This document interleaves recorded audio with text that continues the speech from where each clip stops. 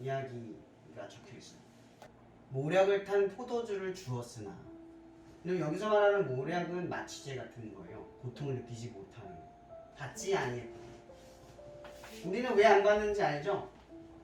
예수님 받지 않은 이유는 이 십자가의 모든 고통을 통해서 우리의 사랑을 증명하려고 하신 거예요. 하나도 피하고 싶지 않으신 거죠. 그게 모든 것이 우리를 향한 사랑이기 때문에. 그 모략을 아무도 보지 않는 상황에서 모략을 건네줬는데 그걸 받지 않으신 거예요. 우리 때문에. 하나님이 보시니까 모든 걸 치워내야만 하는 예수님의 입장에서는 밀어내신 거죠. 근데 우리는 기억해야 돼요. 우리가 종교적인 생활, 하나님 하는 열심은 다들 있어. 하나님을 위해서 이건 해도 되고 이건 안 해도 되고는 있어요. 근데 하나님의 뜻에 대한 경계심은 없어요. 그분이 하지 말라고 하는 것, 하라는 것만 관심을 갖는데 그 하지 말라고 하라고 하는 하나님의 뜻에 대해서는 관심이 없다는 거죠. 내가 행동하는, 하나님을 위해서 하는 행동 가운데에서 하나님의 뜻이 관심이 없어. 이분이 왜 이걸 하지 말라고 하지?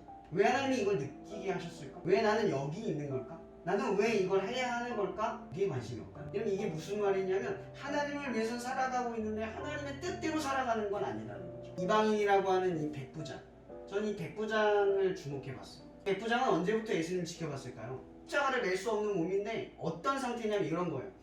누가 봐도 십자가를 못 메고 가는 상태인데 예수님은 마치 죽으러 가는 것처럼 십자가를 메고 가는 거예요. 백부장이 보기에는 힘이 돼서가 아니라 저 사람 저까지 끌고 갈 수 있어서가 아니라 갈 수 없는데 마치 그 십자가를 위해서 죽으려고 가는 것처럼 질질 끌고 가는 그 모습이 백부장의 눈에 보인 거예요. 그래서 아마 여기 지금 같이 마침이라는 표현을 쓰죠. 아마 백부장일 거예요. 지나가는 구레네 사람 시몬에게 이 십자가를 메고 갈 수 있게끔 배려를 한 거겠죠. 그리고 예수님은 딱 한마디, 예수님은 자기 자신의 고통에 대한 항변을 하는 게 아니라 유일하게 예수님께서 하신 자신에 대한 항변이 바로 이거죠. 엘리엘라가 하나님이 어찌하여 나를 버리셨습니까? 이 말의 핵심은 하나님과 예수님과의 단절의 고통에 대해서 언급합니다. 예수님의 고통은 또한 우리들에게, 인간에게 있어서 가장 큰 고통은 손목과 발목에 뚫린 고통이 아니라 하나님과 단절됐으면서도 그걸 알지 못하고 살아가는 삶의 아픔을 가장 먼저 알아야 한다라는 거예요. 예수님은 죽음의 순간에서도 우리에게, 인간에게 있어 사실 가장 고통스러운 건 에덴 동산에서 쫓겨난 일이 아니라 그 하나님과 멀어져 버린 것.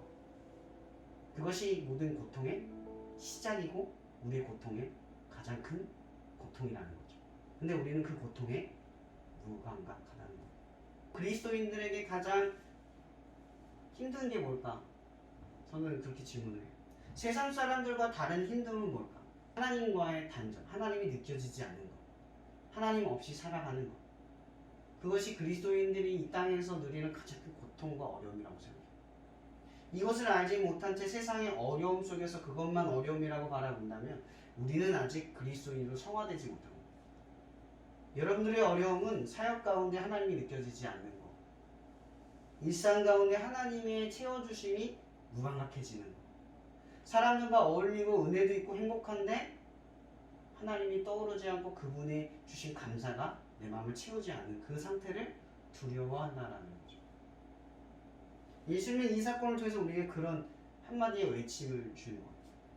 예수님의 죽으심을 경험한 사람들, 여러분들이 십자가의 고통이 남 얘기 같지 않아서 아니라 내가 힘들 때 주님이 나를 위해서 겪으신 일이 더 크게 느껴집니다.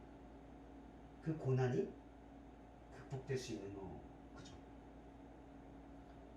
여러분들의 삶에 여러 가지 고난들이 찾아오고 그 어려움들이 상주에 있어요.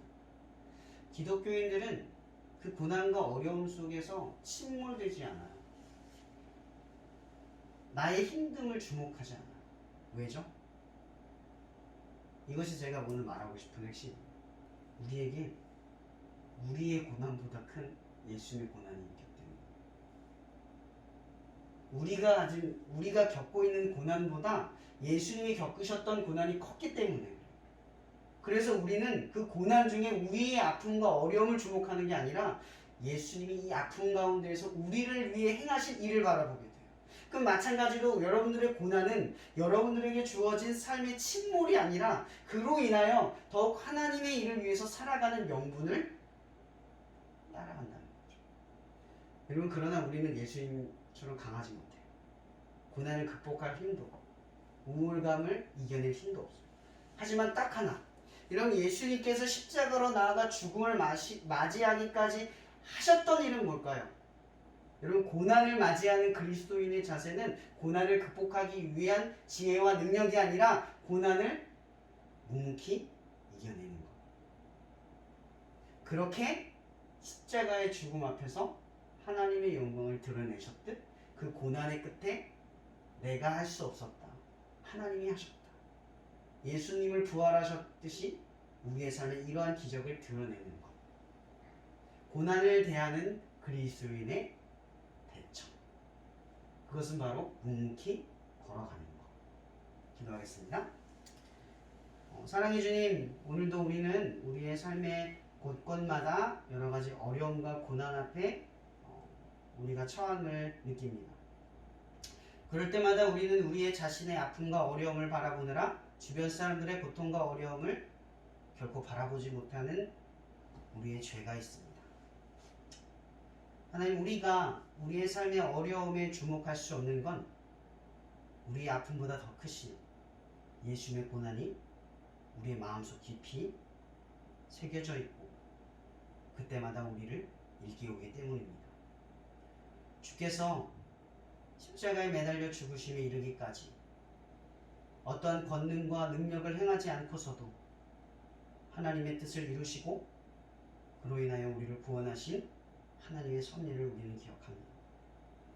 이 땅에 살아가는 그리스도인으로 부름받은 우리는 고난을 이겨낼 권능과 힘, 지혜도 없지만 예수님처럼 우리에게 주어진 고난과 어려움 속에서 예수님처럼 묵묵히 걸어갈 수 있게 하여 주시옵소서.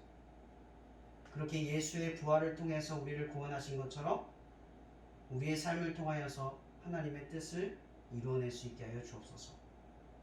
모든 것을 감사하며 살아계신 예수 그리스도 이름으로 기도합니다.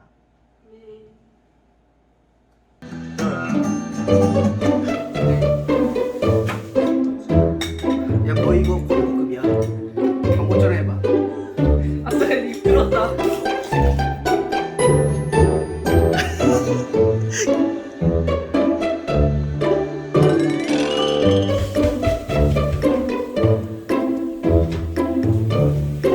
나 그거 보니까요.